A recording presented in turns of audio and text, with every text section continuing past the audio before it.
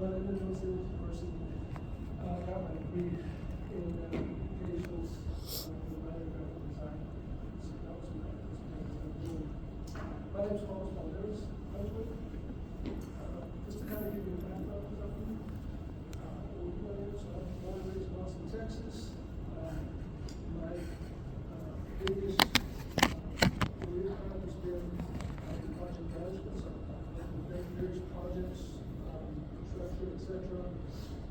Also the project administrator, both supply chain manager, and also dealt heavily with supply chain. It's always been a passion. Trying to build small businesses. I've worked at Public Legal Services Commission, Department of Public Safety, TxDOT, Texas Comptroller. I helped build a media factory, so I'm and now I'm taking a vacation, became a truck, and we're getting there. 7 days, 50 hours a day, 2.5 years as a vacation, so I need to work. But still, I've done, my biggest achievement, I would say, for me, has always been supply diversity, always working on helping small businesses out.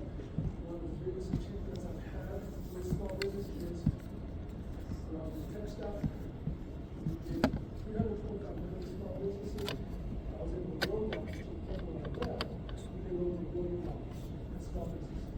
So I was able to make TxDOT, which we knew it was a peaceful state, utilize the small businesses.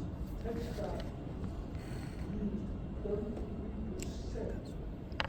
of small businesses. So we had all small businesses used by every state, every institution of higher education, etc. Our average, our percentage was 30%. So we made up 30% of the small businesses, which is awesome for us. Now, my vision is geared towards continue with my community. I've always wanted to go back and give to my community as well. One of the ways I'm doing this, doing El Amistad, the Groundhog is something that we usually raise scholarship money for underserved communities in our area. So we're doing anyone in that area, the Groundhog area, Georgetown area, we give funds to kids to go to college. This is LULAC is another thing that I'm looking at. So with LULAC, I'm also learning from youth development in our area. So I'm working to build something up, which is something I'm here to present to you today. Hopefully, you'll see this as not only an opportunity for you, for the students in the future, but for you all as well. And you'll see how you can leverage this as a way to help grow your own community as well as you can. So what I want to do is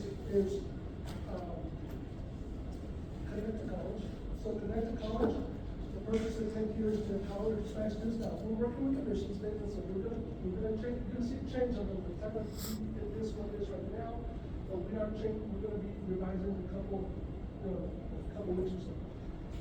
But just to show, to empower Hispanic middle school, high school students, particularly in underserved communities in Texas, nationally and internationally, by providing access to tutoring and STEAM learning services that spark their creativity, excitement to receive higher education, graduate to become our next generation leaders, innovators, and entrepreneurs.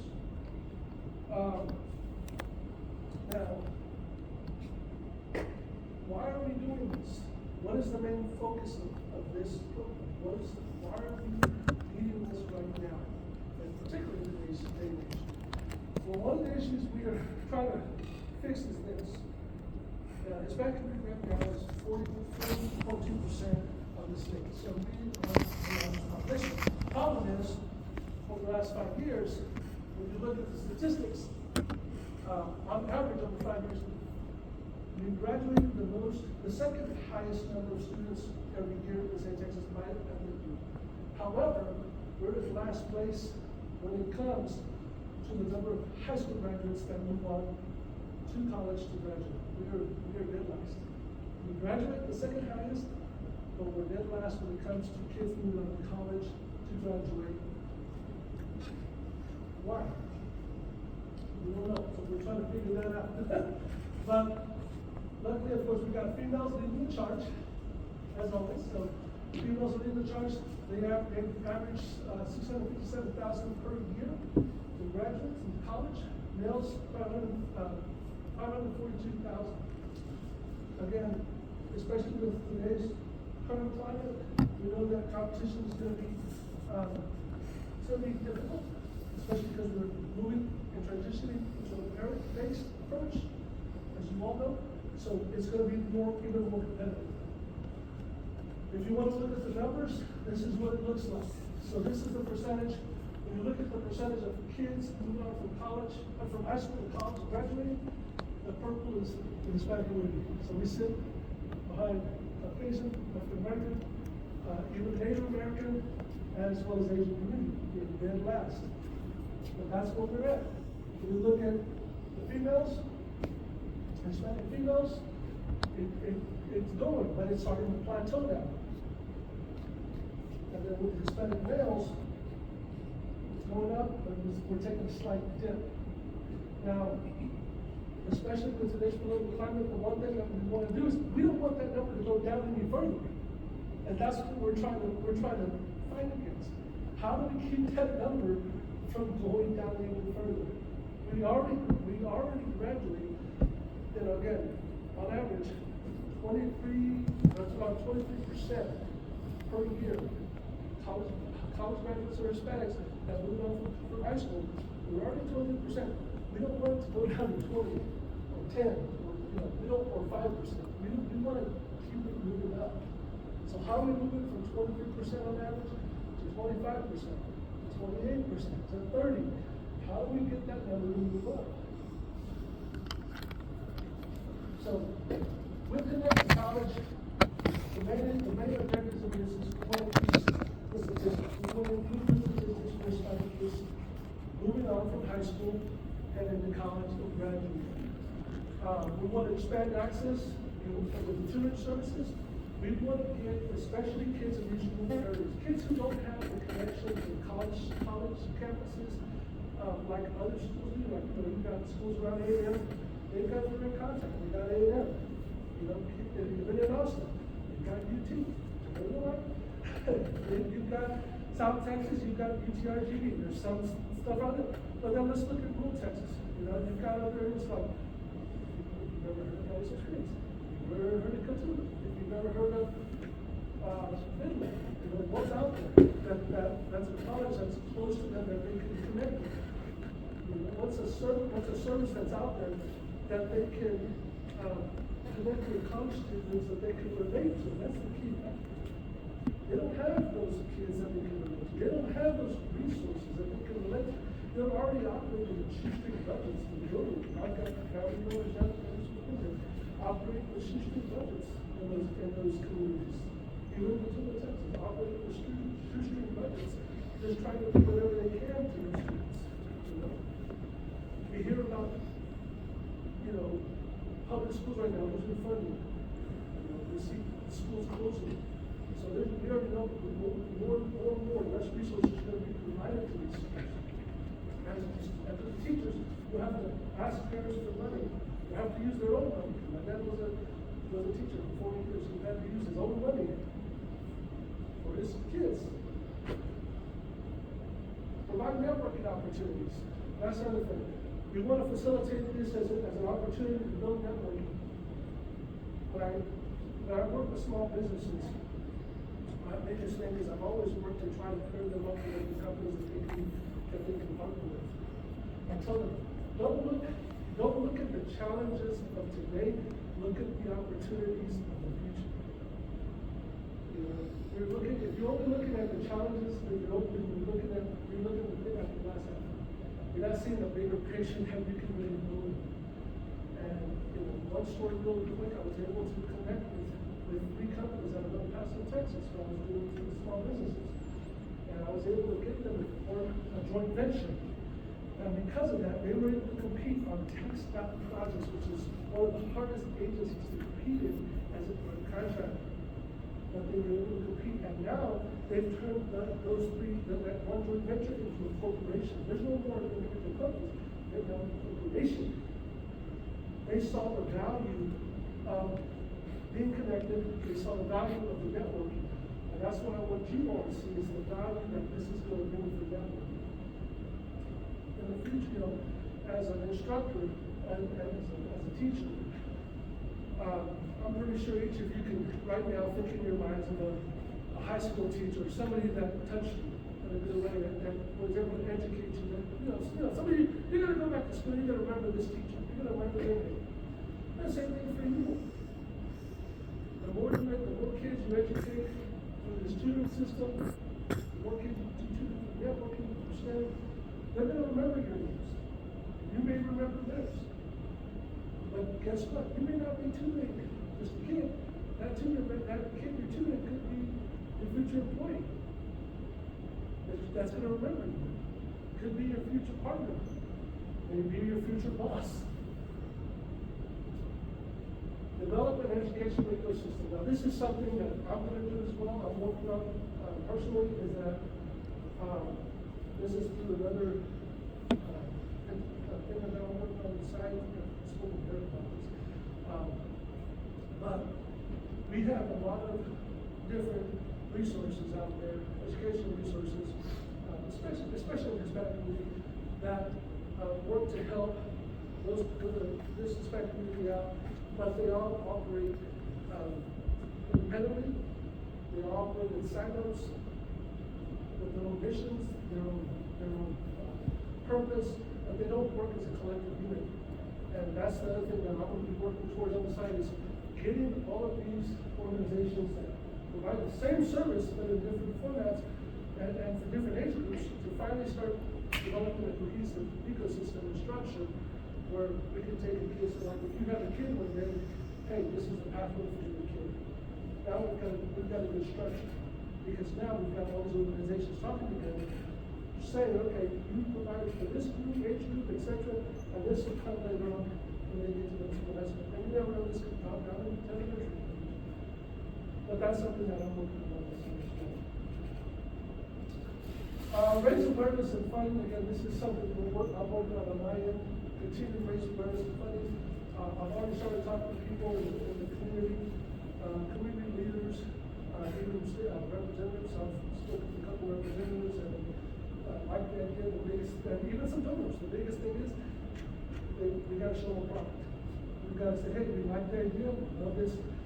Let's see how, start putting it together. So this is the ground level. You've seen everything on the ground level. I'm trying to build this infrastructure, and I like to be the first one. I like to go to you and say, hey, look, we beat you. And the talent pool for the American. This is the biggest personal for me, is that, especially with today, everything's going to be merit-based now, moving forward. And with the little number of Hispanic graduates that we already have in college, it's going to be even tougher in the workforce. And we all know it's not about what you know, it's who you know. But at the same time, I don't want for any of those kids to think that they didn't have the opportunity, that they didn't have the skill sets in place to show that they could merit that job or whatever it is they want to pursue. A good friend of mine, who's on our district chapter, the other day he shared a story with me. He went to the University of Texas. He was in law. He got his PhD, graduated from Stanford, which is pretty cool one day. Graduated from UCLA, went to UT, tried to get on as a fellow, tried to get a fellowship there. And this is back, keep in mind, this was back in 1970s when this happened. He tried to jump on as a fellowship. All Hispanic kids over there were not being offered fellowship. No. I think they all got together. How many of you have above 3.5 GPA? Raise your hand. How many of you have a 4.0 GPA? Everybody raise their hand. Almost all of them had a 4.0 GPA. none of them were being offered fellowship. So we got the civil rights department, and we got the civil rights department. The civil rights department came and took statements from all of them, trying to figure out what's going on. There's still, why is nobody here being at least offered fellowship? They're applying for us. Well, the other day, UT was found at fault. They froze their funding until they started giving fellowships to these students. They all got a fellowship because of it. This is why, again, if they've got the skill sets in the future to show that they can merit something, then it gives them an opportunity to validate why they should receive it, or should at least be given a shot to receive it. And that's part of why this is very important, and hopefully for you as well. What will we learn here? Now, I don't know how many of you are familiar with, have any of you all heard of Agitech? Agitech? Little? So, Agitech is a platform right now. It's very expensive to do it. Actually, not for 2 years. It's basically like contributing a learning service, a student learning service, for 4 hours, for 4 class hours, or tutoring hours. It's like $303. So I was paying $303 per student for a month. Every month. So I was paying about $700 a month. Luckily, this is what I was going to test. So I was able to afford it. After that test, I said, hey, let's get this. But through that service, they offer all of this stuff that you see up here. Science, they didn't offer the science part, but it was mainly geared towards the technology and engineering aspect. So there was all these opportunities given to those kids. You could even earn certifications through CAD design in Meta. And there were some other certifications you could offer. You could get through this. But they also got to learn some of the disciplines of the middle schools and high school subjects, even prep for SAT and ACT, which is what you have to get good grades. So SAT and ACT were very important. But at the same time, they got to learn all this other stuff, which was cool. But again, it sparked their creativity. It helped get some type of excitement to say, hey, you know what, I'm gonna go try it. And that's all we want is give them the resources to say, I'm really gonna try it. That is cool. I can do that. You know? Just like Eric. Somebody told me, hey, I opened up what was it? Oh, it was a pig heart. A pig heart. I opened up a pig heart. I mean, we're not gonna do that, but in here, hey, I started CAD design. I like it. I want to do engineering. I want to build a building one day. I want to do civil engineering, build a road one day. Who knows? I want to do gaming design. Who knows? Physics. That again, just give them the jump starting skills to see into that world and what it could offer. Creativity. That's what it's all about. Now, what's it leading to? It's the jobs of the future. Now, there are 8 jobs that I've highlighted up here. And these jobs are very significant. These are probably also some of the boring jobs. Then some of the harder things to start and get into. But why are these jobs that I've highlighted very important? They're very important because these are the top career path, or the top business sectors that influence and impact the Texas GDP. So think about that. We want our kids to learn and get into everything else, but we also want to move them into these significant areas because they do have influence into things that can come with future policies that are going to be developed. One of the most important ones in here that people may not think of is real estate and land development. That is the #1 influencer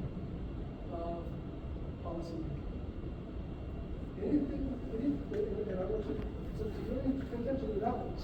And if you are into politics, if you are into industry, if you wanna, you spend your nights, your bedtimes reading bills, but if you hear anything about policies, it has to do something else, in some aspect, a big part of it has to do with real estate land development. And I'll give you a good example. Lottery schools. Now that we're doing lottery schools, it's coming. It's coming. But new schools are going to be approved. Communities are going to be displaced. Who's going to benefit from this?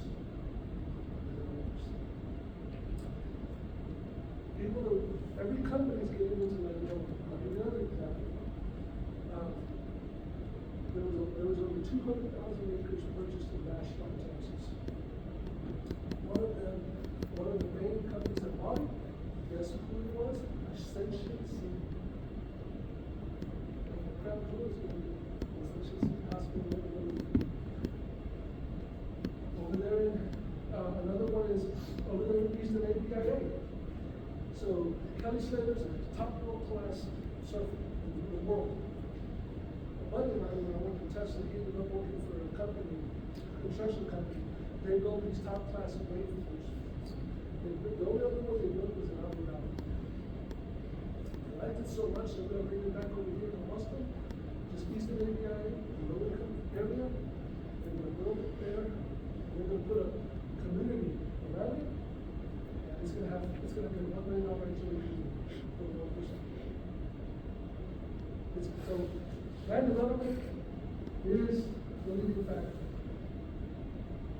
So what are we planning for? What are the next steps? So this is what we're looking at. I'm trying to get support of college students in colleges. And named colleges like A&M, UT, everyone else. Middle schools and high schools, that's an easy one. Because I've already built into the system. I've already got board of trustees that I'm already discussions with that are excited about this, but we need colleges to help bring this to fruition. This is going to fall on colleges, it's going to fall on you. We can't get you, it doesn't work. Labs for kids, again, the other thing that I'm looking at is public libraries. If this could work out, even you want us one, we got public libraries here. We can connect with public libraries. If kids don't have a laptop at home, go to the public library. Or we can set up time for public library users to use their technology so the kids can get online and connect with you. Platform development. So this is what I'm working on right now. I've got a guy that I'm working with, or a company I'm working with. To help build out the platform. I'm working to get the estimate for it. Very cool guy, he knows everything around websites. His company's developed so many different websites. He knows how to build this infrastructure. Very clean. He showed me some examples, which I like, and also how to add other components that I didn't even know about, which would then also help build out the platform. In finance, we're working on that as well. I'm definitely doing some loans already. Again, they just need to see that I'm going to be able to get the students to support this. I'm going to get college students to support this. At the end of the day, don't look at this as, again, like I said, look at the future value that this could bring for you. Again, future employee, future partner, future whatever. But I also want to leverage college students in a way that I want this to be like a labor market for you. You know, this is not just me saying, hey, I want you to do this. I want you all to get together and say, hey, Carlos, can we do this? Can we have this other block to this platform? And so on and so on. If you've got ideas that you want to do, bring it. Bring it to the table. If you don't bring it to the table, then it won't change, it won't grow. And if we are able to do this, hey, maybe I can give y'all recognition for bringing something new to this. Something you can bring back. Hey, we're not just supporting this, organization, we're building on it. We're building on top of it. You know? You will also through this, you'll also be able to get advertisement, free advertisement for your clubs. We're gonna be doing a lot of reporting, a lot of tracking. So the more hours you put into this, tutoring, whether it's basic tutoring, through this or through STEM, we're gonna track the hours. So you can come back and tell your community, hey, this is how many hours our club put into this. And we're from Texas A&M. So you can come back and tell Texas A&M, this is what we're doing, this is for this. And these are potential future applicants to Texas A&M University. This is also gonna help give free promotion to your university too. Because they're not just gonna be able to see the person that's giving them the tutor, they're gonna see what club they're a part of, they're gonna see what university they're a part of. So think about that. It's giving free advertisement to your university. And if we're able to get the university support, maybe they can donate as well. But at the same time, they're still giving them free advertisement. Think about it. Because when they see your face, they see your profile, and they see your club, and they see what university you're doing. So you can have the opportunity to build on this club as well. So the LULAC, or whatever organization that wants to support this, they can build through that as well, give their club additional recognition. So one day when they come to the university, they're going to be looking for you all. Where's the tutors that help me? That club that help me? Where are they at? I'm going to be a part of that club. And now you've got more people. You're going to, what you see here, you see 3 tables of people, and then there'll be 5 tables, 6 tables, 7 tables, 10 tables. Don't look at what it is now. Look at the value of the future. Again, the benefits. Again, the basic benefit is that it's going to establish a virtual learning ecosystem for everyone. It's going to give everyone an established ecosystem, connection between Hispanic youth and students. Now, I say Hispanic, but I want to make sure it's clear. Anyone can do this. Anyone can do this. I don't want to disrespect. If anyone who's in an underserved community, you can be a part of this. So it's not just Hispanic. Advertisement again for clubs, universities, potential college recruits, introduction of field students have been considered, increased number of Hispanics and college graduates. Again, going back to that big one, that number did not go down. We're already at 23% on average in the last 5 years. I don't want it to go down even. I want it to go to 20%, 15, 10, 5. We need to see that number go the other way, which is up. Our support from the Hispanic community, support colleges and clubs like yourself, potentially increase STEAM in competition in middle school, high school. That's another thing. If I'm able to show the numbers of students that go to a particular middle school or high school, and I can go to that high school and I can say, hey, your students have put in 200 plus hours in our system, learning these different curriculums in STEAM. It's gonna incentivize them to develop clubs in their middle schools and high schools. Think about that. If they see that kids are taking advantage of these resources, that they're taking the opportunity to take time and learn, to put in hours to learn, engineering, whatever, robotics, gaming, whatever, that they're going to say, hey, why don't we put a club together in middle school or this high school? Maybe we just a club and then we start competitions. So it's going to incentivize them to be able to show, even for them, to show the numbers to whoever, their school superintendent, or they say, hey, look, we need additional budget for this. Why? Because look, kids are doing this. They're already doing this outside of school, extracurricular on their own. Let's do something into that. Let's build on that. Let's add to that. And then, of course, future connections. I'll go ahead at this time and I'll take any questions that you may have. I'm also going to be posting on this, working on a Facebook page right now. So I'm going to be putting on us on Facebook. So that way I can provide you with updates of what's going on. I can provide you with updates of other college campuses I'm working to visit as well. I'm also talking to people down at UCRGV right now. I'm working to get connected with still right now with UT. And then even up in Texas Tech. But anyway, that's what I'm at right now. Any questions? Yeah. So you were talking about like, okay, like your kids doing 200 hours in each program. Something I guess I didn't have during high school is like somewhere to put in the board. Like they had like a board section. Okay. So I was thinking like maybe you give the kids like the board. Yeah, absolutely. That's part of what we want to do as well. There's something that I've been thinking about already for that. Even to the point where if we're able to get college students who have certain certifications in CAD design or pen or whatever certification, working to even building a certification group so that kids can have a pathway to get a certification if they put X number of hours into this, whatever pathway. Yes, sir. So, right now, kind of just like constant information in the slide. I wanted to ask about your business model. What would you say is the one biggest challenge you're facing that we can help you out with? Is it getting like donors for funding? Is it volunteer hours? What do people lunch on pizza? This is something that impacts everything else. The one thing that's going to impact everything is you. I gotta get word of you. It's volunteer hours. It's the volunteer hours. That's it. It's the volunteer hours.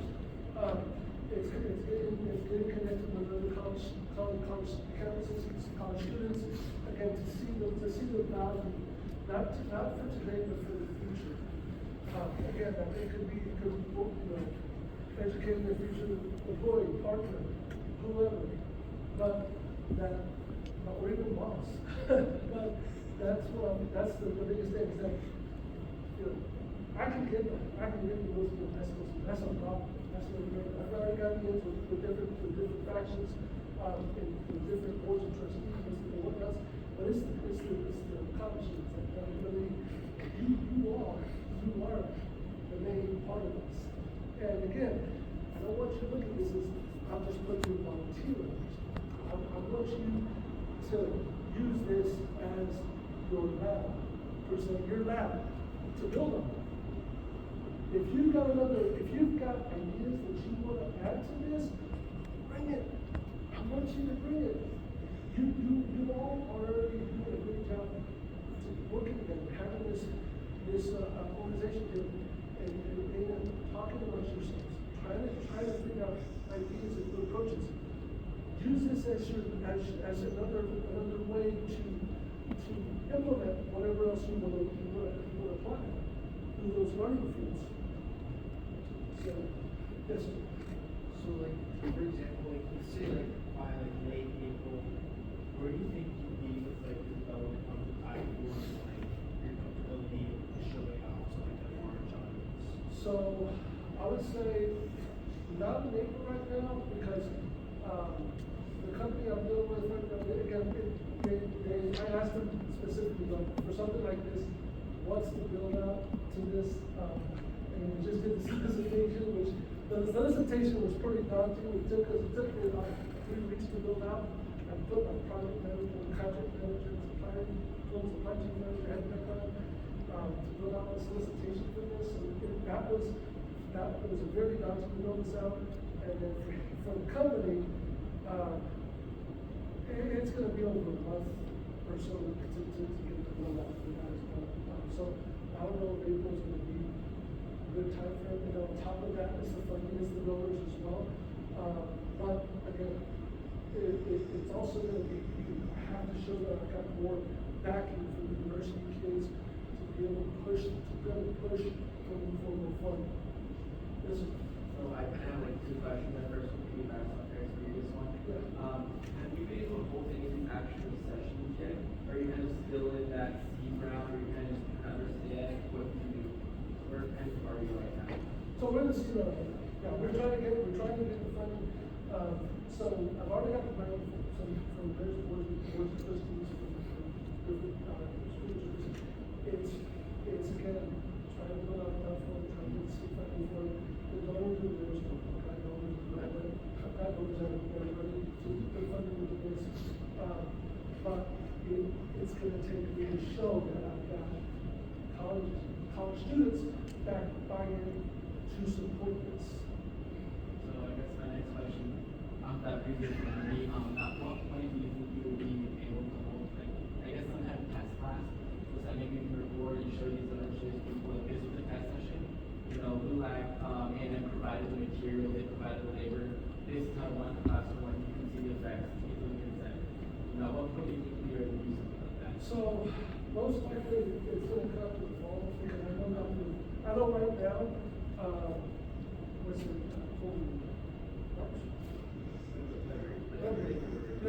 March. So, it's gonna take about a month, to happen until we build it out, so it wouldn't be into the fall. But again, that gives me time. Again, this is good, it's, don't look at this as like, well, that's, the fall is one of the ways. It's good, because it gives time to recruit college students to help support this. If I can get at least 3 college campuses to support this, or more, right now, then I can, like I said, the first case is to do a test pilot of this product. Because hopefully during the summer, or after, during the summertime, I'll have the platform on the time. So that way I can maybe, if I'm able to get a hold of Eric, I can say, you guys come do a test out of this, see how it functions. Because that's the other thing, we're gonna do a beta test, this is not a test, we gotta do to make sure that it functions properly. The other part of it is, there's gonna have to be a lot of legalities part of this. We're gonna make sure, because we're gonna do underage students, we wanna make sure that we're protected. I don't know what it is, so I'm okay with this virtual, so we're doing it. But we've got to make sure that those legalities are in control. So there's a lot of different things that we have to consider when we're doing this. It's not just for your protections, for the kids' protection, for the protection of the organization, that this is done right. So, again, this is good timing, because, you know, it's, right now, it's recruiting time, trying to get everyone on board. It gives us enough breathing room, so that we have the time to build out the platform, to handle the back-end business part of it, which is the legal perspective of this, so that we can get those legal policies and you know, things in place, so that everyone understands, hey, this is what you do, this is what you don't do, types of scenario, so we don't put ourselves in a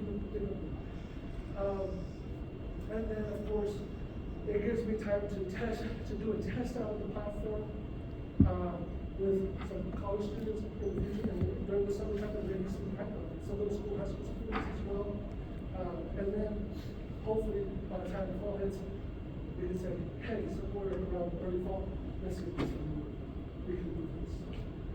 So this is good. It's a good time. Nobody can lose it all.